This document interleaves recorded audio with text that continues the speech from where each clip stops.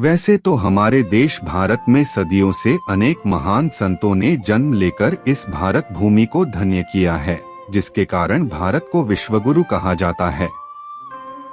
और जब जब हमारे देश में ऊंच नीच भेदभाव, जाति पाति, धर्म भेदभाव अपने चरम अवस्था पर हुआ है, तब तब हमारे देश भारत में अनेक महापुरुषों ने इस धरती पर जन्म लेकर समाज में फैली बुराइयों, कुरीतियों को दूर करते हुए अपने बताए हुए सच्चे मार्ग पर चलते हुए भक्ति भावना से पूरे समाज को एकता के सूत्र में बांधने का काम किया है।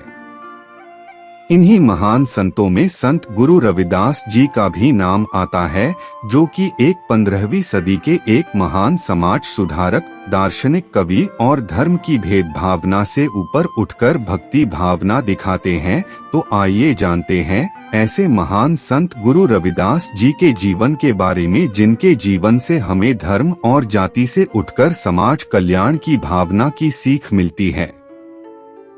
वैसे तो महान संत गुरु रविदास के जन्म से जुड़ी जानकारी नहीं मिलती है, लेकिन साक्ष्यों और तथ्यों के आधार पर महान संत गुरु रविदास का जन्म हिंदू धर्म महीने के अनुसार माघ महीने के पूर्णिमा के दिन माना जाता है और इसी दिन हमारे देश में महान संत गुरु रविदास की जयंती बड़े ही धूमधाम से मनाया जाता है। इनका जन्म बनारस में हुआ था। रैदास की ख्याति से प्रभावित होकर सिकंदर लोदी ने इन्हें दिल्ली आने का निमंत्रण भेजा था। मध्ययुगीन साधकों में रैदास का विशिष्ट स्थान है। कबीर की तरह रैदास भी संत कोटि के प्रमुख कवियों में विशिष्ट स्थान रखते हैं। मूर्ति पूजा, तीर्थयात्रा जैसे दिखावों में रैदास का बिल्कुल भी विश्वास न था। वह व्यक्ति की आंतरिक भावनाओं और आपसी भाईचारे को ही सच्चा धर्म मानते थे।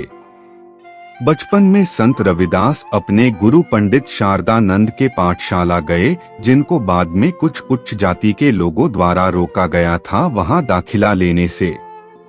हालांकि पंडित शारदा ने यह महसूस किया कि रविदास कोई सामान्य बालक न होकर एक ईश्वर के द्वारा भेजी गई संतान है, अतः पंडित शारदानंद ने रविदास को अपनी पाठशाला में दाखिला दिया और उनकी शिक्षा की शुरुआत हुई।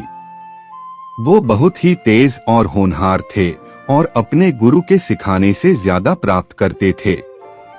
पंडित शारदानंद उनसे और उनके व्यवहार से बहुत प्रभावित रहते थे।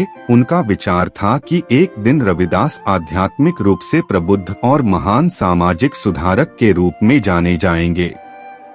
पाठशाला में पढ़ने के दौरान रविदास पंडित शारदानंद के पुत्र के मित्र बन गए। एक बार एक पर्व के अवसर पर पड़ोस के लोग गंगा स्नान के लिए जा रहे थे। रैदास के शिष्यों में से एक ने उनसे भी चलने का आग्रह किया, तो वे बोले, गंगा स्नान के लिए मैं अवश्य चलता, किंतु एक व्यक्ति को जूते बनाकर आज ही देने का मैंने वचन दे रखा है। यदि मैं उसे आज जूते नहीं दे सका तो वचन भंग होगा। गंगा स्नान के लिए जाने पर मन यहाँ लगा रहेगा तो पुण्य कैसे प्राप्त होगा। मन जो काम करने के लिए तैयार हो वही काम करना उचित है। मन सही है तो इसे कठौते के जल में ही गंगा स्नान का पुण्य प्राप्त हो सकता है।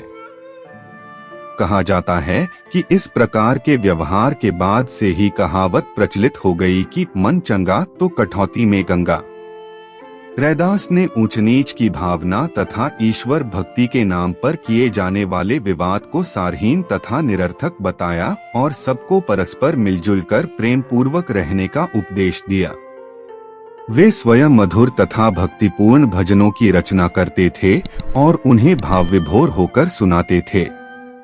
उनका विश्वास था कि राम, कृष्ण, करीम, राघव आदि सब एक ही परमेश्वर के विविध नाम हैं। वेद, कुरान, पुराण आदि ग्रंथों में एक ही परमेश्वर का गुणगान किया गया है। भगवान के प्रति उनका घनिष्ठ प्रेम और भक्ति के कारण वो अपने पारिवारिक व्यापार और माता पिता से दूर हो रहे थे। यह देखकर उनके माता पिता ने उनका विवाह श्रीमती लोना देवी से करवा दिया और उनसे उनका एक पुत्र हुआ जिसका नाम था विजयदास। विवाह के बाद भी वो अपने परिवार के व्यापार में सही तरीके से ध्यान नहीं लगा पा रहे थे। उन्हें भगवान ने पृथ्वी पर असली सामाजिक और धार्मिक कार्यों को पूरा करने के लिए भेजा था और मनुष्यों द्वारा बनाए गए सभी भेदभावों को दूर किया जा सके। गुरु रविदास जी को कर्म के प्रति महान कार्यों लिए जाना जाता है। उनके समय में दलित लोगों को बहुत ही ज्यादा नजरअंदाज किया जाता था और उन्हें समाज में अन्य जाति के लोगों से दूर किया जाता था। उन्हें मंदिरों में पूजा करने के लिए नहीं जाने दिया जाता था और बच्चों को स्कूलों में भी भेदभाव किया जाता था। ऐसे समय में गुरु रविदास जी ने दलित समाज के लोगों को एक नया आध्यात्मिक संदेश दिया, जिससे कि वो इस तरीके की मुश्किलों से लड़ सकें।